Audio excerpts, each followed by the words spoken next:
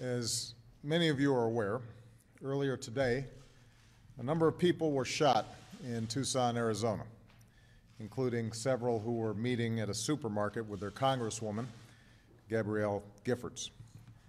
We are still assembling all the facts, but we know that Representative Giffords was one of the victims. She is currently at a hospital in the area, and she is battling for her life. We also know that at least 5 people lost their lives in this tragedy.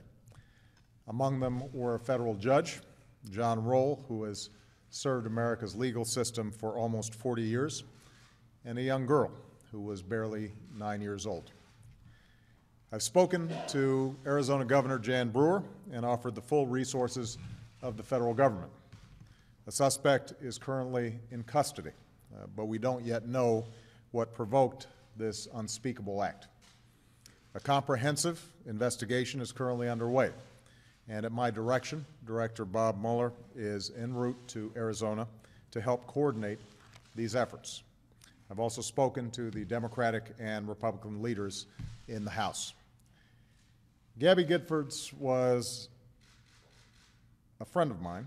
She is not only an extraordinary public servant, but she is also somebody who is warm and caring. She is well-liked by her colleagues and well-liked by her constituents. Her husband, Mark Kelly, is a Navy captain and one of America's valiant astronauts. It's not surprising that today Gabby was doing what she always does, listening to the hopes and concerns of her neighbors. That is the essence of what our democracy is all about. That is why this is more than a tragedy for those involved. It is a tragedy for Arizona and a tragedy for our entire country. What Americans do at times of tragedy is to come together and support each other.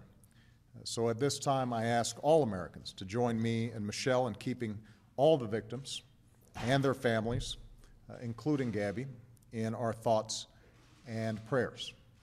Those who have been injured, we are rooting for them. And I know Gabby is as tough as they come. And I am hopeful that she's going to pull through. Obviously, our hearts go out to the family members of those who have been slain. We are going to get to the bottom of this, and we're going to get through this. But in the meantime, I think all of us need to make sure that we're offering our thoughts and prayers to those concerned. Thank you.